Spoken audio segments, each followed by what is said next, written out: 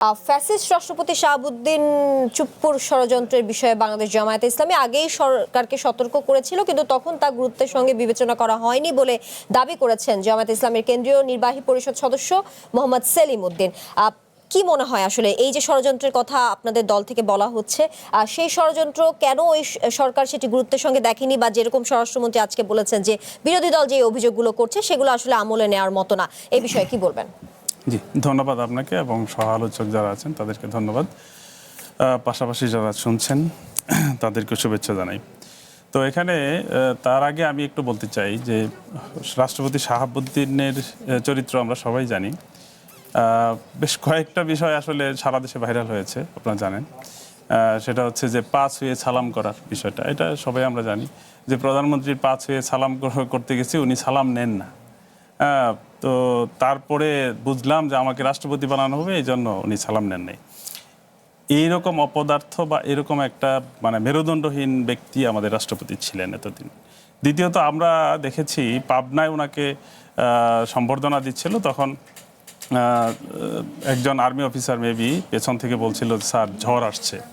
তো সেই দৃশ্যটা যারা দেখেছে, আমি তো মনে করি যে একেবারে ক্লাস 5-এর ছেলে থেকে শুরু করে একটু বয়স্ক মানুষ যারা, তারা সহ আমার মনে লজ্জাই পেয়েছে যে একজন রাষ্ট্রপতি তখন বলছে ঝড় কিসের, ঝড় তো আমি তুলছি। তো এই জাতীয় বক্তব্য, এই জাতীয় বক্তব্য যে রাষ্ট্রপতি দিয়েছেন, পাশাপাশি এটা আমি বলবো একেবারে ব্যক্তিত্বহীন, যার কোনো ব্যক্তিত্ব নাই, মেরুদণ্ডহীন একজন ব্যক্তি। পাশাপাশি মনিরা শারমিন বলেছেন একটা বিষয় যে ইসলামী ব্যাংকের যে ব্যাংক লুটের মূল কারিগর, এবং আমি বলবো যে ফ্যাসিস্ট সরকারের একেবারে সর্বশেষ আশ্রয়স্থল এবং কেন্দ্রবিন্দু ছিল এই রাষ্ট্রপতি।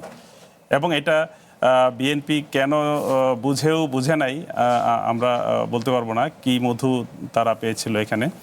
যে ব্যক্তি একবার বলছে কি বলে শেখ মুজিবুর রহমানের বন্দনা গিয়েছে, বক্তৃতা দিয়েছে, আবার পাশাপাশি বুল পাল্টে উনি তোতা পাখির মতো জিয়াউর রহমানের বন্দনা গিয়েছে। এখন এটা কি আমি বলতে পারি না যে একটা অপরাধী, ব্যক্তিত্বহীন এবং কি বলে দুর্নীতিগ্রস্ত একটা ব্যক্তি যখন বিএনপির গুণগান গাবে এবং প্রেসিডেন্ট জিয়াউর রহমানকে স্বাধীনতার ঘোষক বলবে, তাহলে সে দুর্নীতিতে পার পেয়ে যাবে।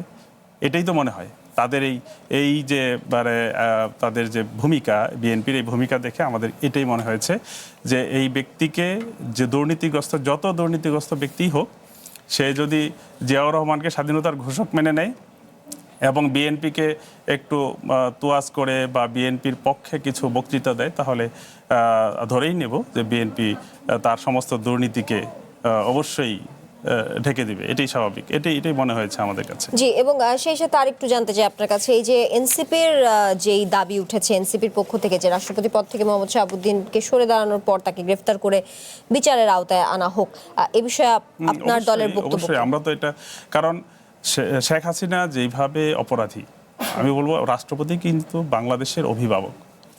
তার অভিভাবকত্বের জায়গায় যখন এইভাবে সরাসরি গুলি চলছে, উনার কিন্তু এই ক্ষমতাটুকু ছিল, উনার কিন্তু এই সুযোগ ছিল। এখন যেমন গুঞ্জন শোনা গিয়েছে যে উনি গোপনে ষড়যন্ত্র করছেন, অথবা সামরিক আইন জারি করার জন্য উনি চেষ্টা করছেন, নানান কিছু, এটা কোট আনকোট অনেক কথাই তো বাজারে আছে। তো উনার এই ক্ষমতা নিঃসন্দেহে আছে। তো ওই সময়ে উনি তো এই ভূমিকা নিতে পারতেন। উনি আর্মিকে নির্দেশ দিতে পারতেন, প্রশাসনকে নির্দেশ, ইভেন প্রধানমন্ত্রীকে ডেকে নিয়ে কথা বলতে পারতেন, বিরোধী দলকে একত্র করতে পারতেন, আন্দোলনকারীদেরকে নিয়ে উনি মিটিং করতে পারতেন, ডাকতে পারতেন অভিভাবক হিসেবে। কোথায়? আমরা তো দেখলাম না।